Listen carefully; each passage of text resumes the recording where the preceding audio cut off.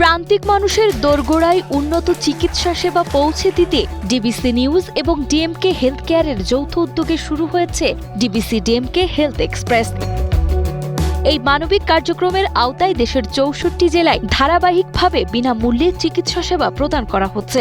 সেই সাথে পরীক্ষা নিরীক্ষার মাধ্যমে রোগ নির্ণয়ে দেওয়া হচ্ছে ৫০% ছাড়। মহাখালীর বিটিসিএল আদর্শ উচ্চ বিদ্যালয়ে দিনব্যাপী ফ্রি মেডিকেল ক্যাম্প উদ্বোধনের মধ্য দিয়ে এই বিশেষ যাত্রার সূচনা হয়। বাংলাদেশের ৬৪ জেলায় যে প্রান্তিক মানুষ রয়েছে তাদেরকে স্বাস্থ্যসেবাটা তাদের দ্বারগোড়ায় পৌঁছে দেওয়ার জন্য ডিবিসি এবং ডিএমকে হেলথের যে কোলাবোরেশন আমরা যে কাজটা করছি, এটা আজকে ছিল এটার একটি উদ্বোধনী অনুষ্ঠান। ডিএমকে হেলথের সিইও ব্যারিস্টার ইয়াসিন খান এবং ডিবিসি নিউজের সম্পাদক লোটন একরাম সহ সংশ্লিষ্টরা জানান, এই উদ্যোগের মূল লক্ষ্য হল পিছিয়ে পড়া জনপদগুলোতে ঔষধের ঘাটতি ও চিকিৎসকের অভাব দূর করে আধুনিক চিকিৎসা সেবা পৌঁছে দেওয়া। গরিব যে মানুষ যারা আছে তাদের কাছে আজকে একটা ফ্রি হেলথ ক্যাম্পেইন আমরা করছি। ডক্টর আছে আমাদের এখানে, ডক্টরের বিভিন্ন ডিপার্টমেন্টের ডক্টর, তারা মানুষদেরকে ফ্রি হেলথ অ্যাডভাইস দিচ্ছে। সাথে যদি ওনারা কোনো রকম পরীক্ষা নিরীক্ষা দিয়ে থাকে সেই ক্ষেত্রেও রুগীদেরকে সর্বোচ্চ ৫০% ছাড়ের ব্যবস্থা আমরা করি, যাতে গরিব মানুষের জন্য এটা অ্যাফোর্ডেবল হয়। কারণ আমাদের উদ্দেশ্য হচ্ছে ৬৪টা জেলায় এই ডিবিসি নিউজ এবং ডিএমকে হেলথ এক্সপ্রেসটা আমরা রান করবো। আজকে আমরা এমন জায়গা থেকে এই কর্মসূচিটা উদ্বোধন করছি যেখানে মাননীয় প্রধানমন্ত্রী নির্বাচনে আসেন। নির্বাচনী ইস্তেহারও যেটা আমরা দেখতে পেয়েছি, উনি স্বাস্থ্য নিয়ে বিশাল পরিকল্পনা, ওনার পরিকল্পনাগুলো যদি বাস্তবায়ন করা যায় সেই জায়গায় বাংলাদেশের স্বাস্থ্য খাতের ব্যাপক পরিবর্তন আসবে। অনুষ্ঠানে বিশেষভাবে গুরুত্ব পায় বিএনপির চেয়ারপারসনের উপদেষ্টা ডাক্তার ফরহাদ হালিম ডোনারের উপস্থিতি। তিনি সাধারণ মানুষের দোরগোড়ায় বিশেষায়িত সেবা পৌঁছে দেওয়ার গুরুত্ব আরোপ করে দেশের সামগ্রিক স্বাস্থ্য ব্যবস্থার উন্নয়নে গঠনমূলক আলোচনা করেন। এই তৃণমূলের স্বাস্থ্যসেবা কিন্তু আমাদের বর্তমান প্রধানমন্ত্রীর মূল লক্ষ্য।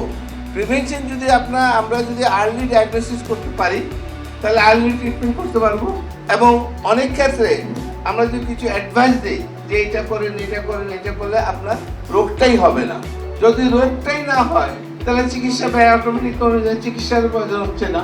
উদ্বোধনের পর থেকেই শুরু হয় দিনব্যাপী রোগীদের চিকিৎসা সেবা ও পরামর্শ প্রদান। অভিজ্ঞ চিকিৎসকদের সরাসরি তত্ত্বাবধানের পাশাপাশি আধুনিক যন্ত্রপাতির সাহায্যে নির্ভুল পরীক্ষা নিরীক্ষা সম্পন্ন করেন দক্ষ টেকনোলজিস্টগণ।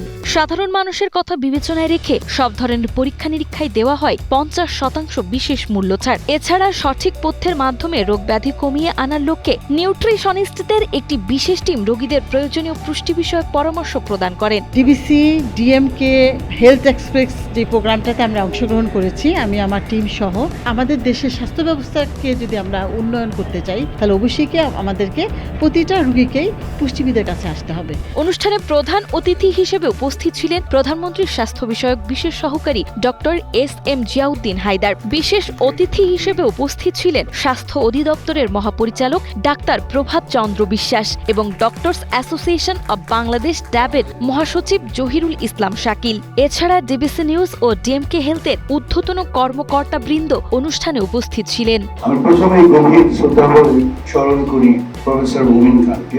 আমি অত্যন্ত আনন্দিত, আমি অত্যন্ত গর্বিত, আমি কৃতজ্ঞ যে আজকে ওনারই সন্তান, সুযোগ্য সন্তান এবং ওনার পুত্রবধূ, ওনার যে ফাউন্ডেশন তৈরি করেছেন, এই ফাউন্ডেশনের মাধ্যমে সারা বাংলাদেশে যে হেলথ ক্যাম্প পরিচালনা করা হবে তার উদ্বোধনী অনুষ্ঠানে আমাকে দাওয়াত দেওয়া হয়েছে।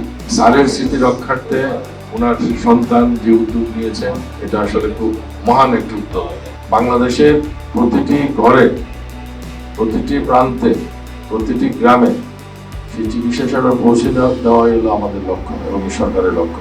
অত্যন্ত যৌক্তিক সময়ে এই আজকের যে যারা উদ্যোগ নিয়েছেন তাদের এই ম্যানিফেস্টোতে আমি দেখতে পাচ্ছি তারা কিন্তু প্রাথমিক স্বাস্থ্য সেবার কথা বলছেন, প্রাথমিক পরীক্ষা নিরীক্ষার কথা বলছেন, প্রাথমিক স্ক্রিনিংয়ের কথা বলছেন, আবার বিশেষজ্ঞ সেবার কথাও কিন্তু তারা বলছেন। আমার মনে হয় যে এটা একটা অত্যন্ত দূরদর্শী চিন্তা। এটা আমার মনে হয় যে প্রতিদিনই এটা বাস্তবায়ন সম্ভব যদি আমাদের সমর্থন থাকে, এবং এখানে যারা মন্ত্রীগুলো আছেন নেতৃবৃন্দ তারা যদি আমাদের সহযোগিতা করেন, আমরা আশা করি আমরা আমাদের কাঙ্ক্ষিত গোলে পৌঁছাতে পারবো।